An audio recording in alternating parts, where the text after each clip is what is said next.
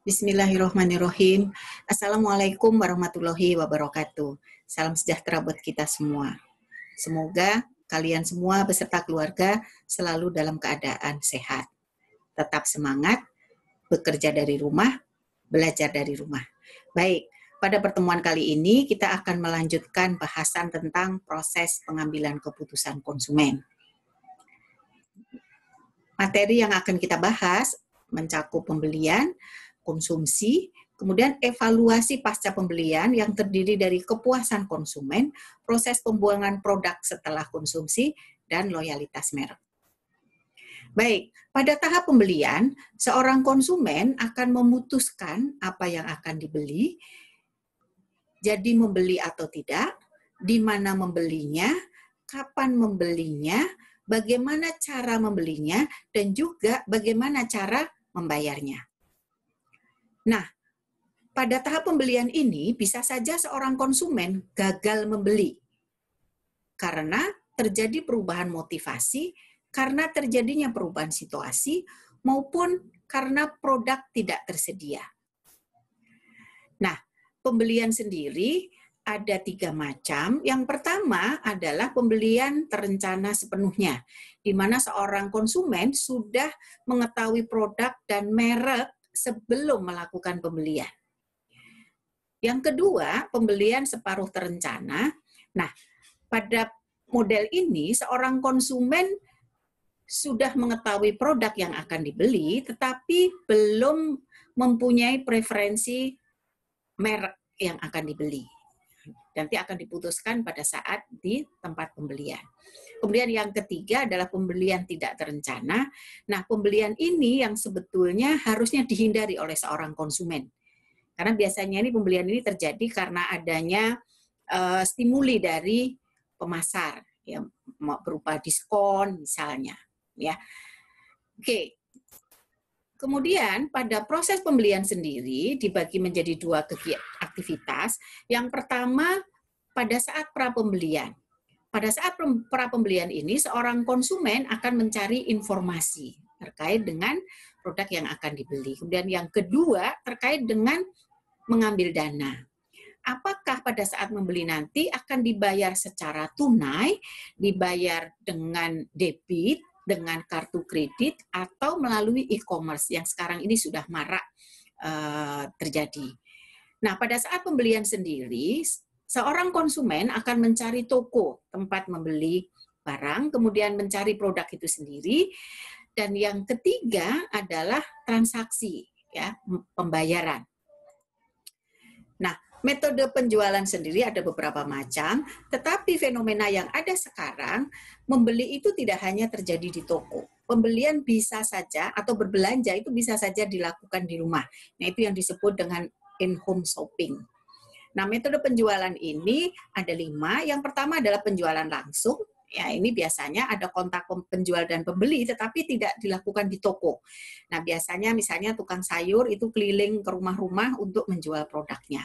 Kemudian ada iklan surat yang dikirim ke rumah, kemudian katalog yang juga dikirim ke rumah. Nah, yang keempat adalah telemarketing. Metode penjualan ini ada 2. Yang pertama adalah outbound telemarketing, di mana pedagang akan menelpon konsumennya. Dan kebalikannya adalah inbound, di mana pedagang akan menyediakan nomor yang bebas pulsa. Dan yang terakhir adalah iklan respon langsung, baik itu melalui iklan cetak maupun elektronik. Nah, biasa disebut juga dengan TV home shopping atau infomersial. Yang berikutnya, tahap berikutnya setelah membeli adalah menggunakan atau mengonsumsi. Nah, pada saat penggunaan barang ini biasanya dibagi menjadi 2. Ada produk yang tahan lama dan produk yang tidak tahan lama. Nah, untuk konsumsi yang perlu diketahui buat para pemasar tentu saja frekuensi penggunaan barang, kemudian jumlah, dan juga dari tujuan penggunaan itu sendiri. Nah, tahap yang berikutnya setelah melakukan konsumsi atau penggunaan barang itu adalah kepuasan konsumen.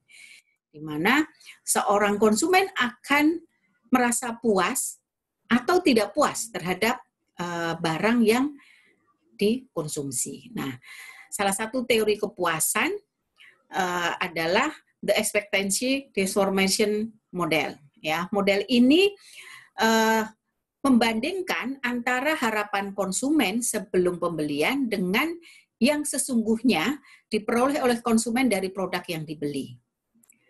Pada saat membeli produk, pasti seorang konsumen punya harapan terhadap kinerja produk itu. Pada dasarnya, fungsi produk itu kalau dievaluasi oleh konsumen, itu ada yang konfirmasinya positif, ada yang sederhana, dan juga ada yang negatif. Konfirmasi bisa positif dikala fungsi dari produk itu melebihi yang diharapkan, sehingga seorang konsumen akan merasa puas. Konfirmasi sederhana terjadi ketika produk yang dibeli berfungsi seperti yang diharapkan. Jadi tidak puas, tetapi cukup netral saja.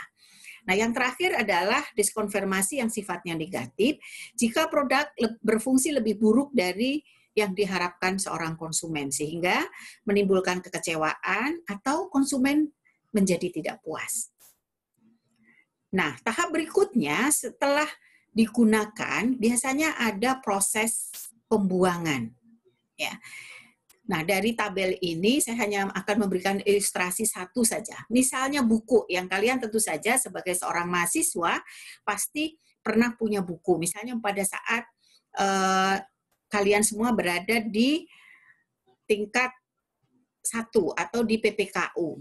Ya. Nah, coba kalian ingat-ingat buku itu sekarang kalian apakan? Apakah masih disimpan ya karena mungkin itu dulu kenang-kenangan dari kakak kelas, atau dibuang atau diberikan kepada adik kelasnya. Nah, tahap yang terakhir ya adalah loyalitas merek. Biasanya loyalitas merek itu dihubungkan dengan kepuasan konsumen. Konsumen yang puas diharapkan tentu saja dia akan loyal terhadap merek itu. Ya, meskipun tidak selamanya loyalitas itu berhubungan dengan kepuasan, bisa juga karena terpaksa. Contohnya, kita menggunakan listrik di Indonesia hanya disediakan oleh PLN. Puas tidak puas, kita selalu menggunakan PLN. Baik. Pendekatan loyalitas merek itu ada dua. Yang pertama adalah pendekatan perilaku, dan yang kedua adalah pendekatan sikap yang tentu saja masing-masing punya kelebihan dan kekurangannya. Baik, pendekatan perilaku ini menekankan kepada pembelian produk selama periode tertentu, misalnya 6 bulan terakhir atau 1 tahun. Nah, loyalitas dikategorikan menjadi 5. Yang pertama adalah loyalitas tak terbagi. Jadi sepanjang waktu merek yang dibeli sama, misalnya merek A. Kemudian yang kedua itu kadang-kadang mengganti, ya switch. Jadi kadang merek A, kadang B, kadang C, kadang D. Dan yang ketiga adalah loyalitas mengganti. Ya, jadi penggantiannya relatif lama. Jadi punya alternatif, misalnya produk merek A dan merek B. Yang keempat adalah loyalitas terbagi. Ya, misalnya A dan B juga, tetapi periodenya agak berbeda dibanding yang tingkatan sebelumnya. Dan yang terakhir adalah merek tidak berbeda. Ya, jadi sepanjang waktu kalau melakukan pembelian ulang selalu menggunakan merek yang berbeda-beda. Ya. Kemudian yang berikutnya adalah pendekatan sikap. Kelemahan dari pendekatan perilaku adalah tidak menunjukkan alasan dari pembelian ulang. Apakah karena suka tidak terlihat. Nah, pendekatan sikap ini menekankan pada sikap dan perilakunya. Seorang konsumen yang loyal terhadap suatu merek akan menyatakan sangat menyukai merek tersebut, kemudian membeli dan menggunakan merek tersebut. Karena menyukai, maka akan menimbulkan komitmen merek. Ya, sehingga ada kedekatan secara emosional maupun secara psikologis. Ya, tentu saja loyalitas merek ini yang diharapkan oleh para produsen agar seorang konsumen selalu memberi mereknya. Ya. Baik, demikian tadi pembahasan kita dalam 2 minggu terakhir terkait dengan proses pengambilan keputusan. Produsen pasti akan sampai pada titik terakhir sampai loyalitas konsumen. Baik, ya seperti biasa kita menggunakan buku Pak Ujang dan terima kasih atas perhatiannya. Semoga kalian tetap sehat, tetap semangat. Wassalamualaikum warahmatullahi wabarakatuh.